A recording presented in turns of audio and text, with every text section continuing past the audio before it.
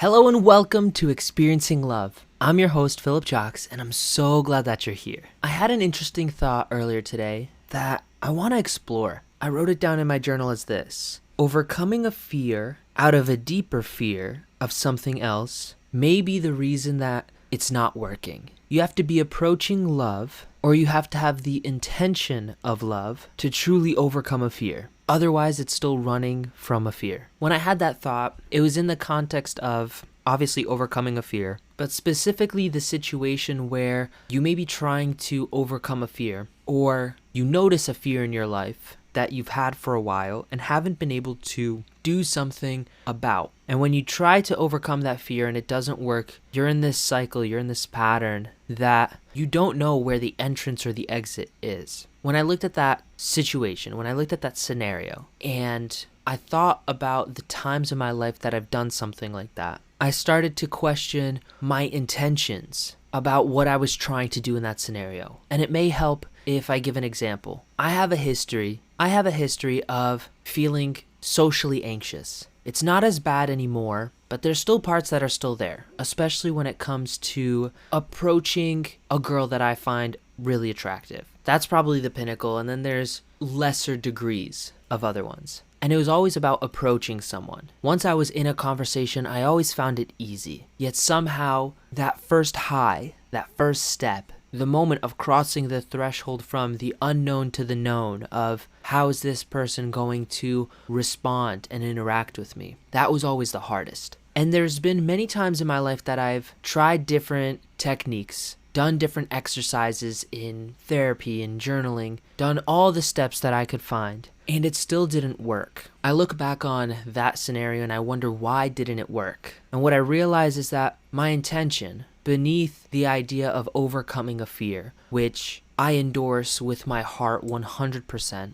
I realized I was attempting to overcome a fear with the motivation of running from another fear. So with this example, the first fear, the first layer, is approaching someone and fearing rejection. And the fear I used as motivation to try to overcome that fear was the fear of not being enough, the fear of not feeling loved, the fear of being alone for the rest of my life. I do get strong fears about things like that. Things like being alone. I know that I can be alone. I know that I can handle solitude, and there's many times that I prefer it. And at the same time, I don't want that to be forever. And I don't want that to be always. Sometimes I like to be alone, and sometimes I need to be with other people. And the fear, the deeper rooted, deeper seated fear, is that one day I won't have that choice. I will just be alone. So I use that fear to try to motivate me to overcome the fear of approaching people I want to be friends with, people that I find attractive, people that I find intimidating, successful, people that I think are at a different level than I am in life, and I would put myself in their shoes and would be wondering why I'm talking to them. Now, logically, I know those aren't true. I know there's a lot of assumptions and false pretenses that just don't make sense. Logically, they don't make sense. But emotionally, well, my emotions are my emotions, and there's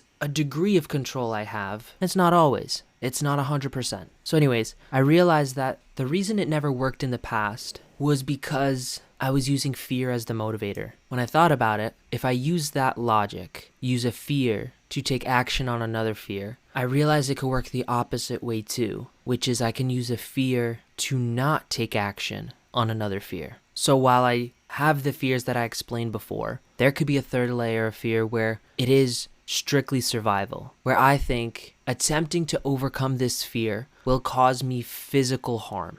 Now, if I look at it from that perspective, it doesn't matter how afraid I am of being alone in the future. If I fear that I am going to be in physical pain right now, and not just physical pain, but also emotional pain, mental pain, spiritual pain, whatever it is, if I think I'm going to feel all those pains right now and it's threatening my survival, I will not even attempt to overcome my fear. And I think that's what my brain and my body have been doing for the past few months, past few years. I make ground where I can, and yet I haven't really moved the needle because there's this underlying problem that I'm not solving. Fear is a push motivator, and push motivators are strong, but they don't last. Push motivators are external, and as soon as they run out, if you have no other fuel source, you are going to slow down. You are going to stop. It's cool to have realizations like this, and it's not enough to just stop there. I realize that there needs to be some next step,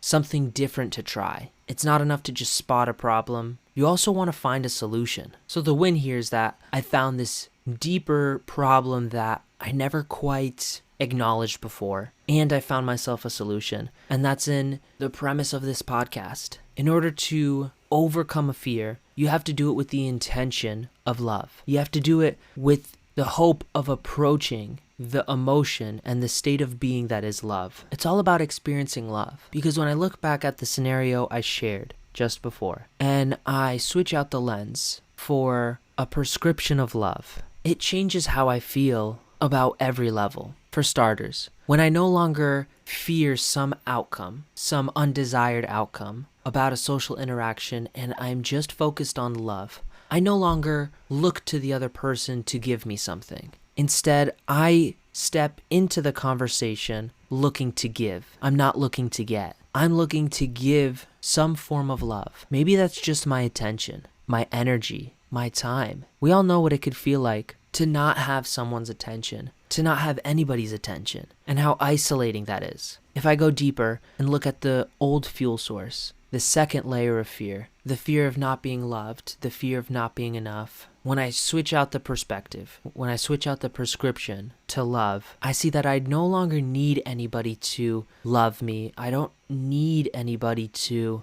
tell me that I'm enough, because from a place of love, I can give that to myself. I can see myself and say, I love you. You are enough. And only from a place of love will it feel real. If you say these things, not feeling love, you're not going to believe it. Things like affirmations, things like incantations, they work when you're in a state of love, when you're in a beautiful state, a peak state. Because if you're afraid, maybe of what you're saying, or of what the things you are saying implicate, then of course you're not going to let those things sink in, and you're not going to believe it. I don't know, I guess what I'm trying to say is I know I make better decisions when I'm coming from love, period. And I don't want love to be confused with just the emotion of love, like falling in love, even though that's one powerful version of love. When I say love, I say it as a state of being. And that state of being is like an umbrella. And underneath that umbrella is every single positive emotion that you can think of. Every single emotion that feels good. Fear is the opposite. Fear is the umbrella of all the painful or the scary emotions and experiences you can have.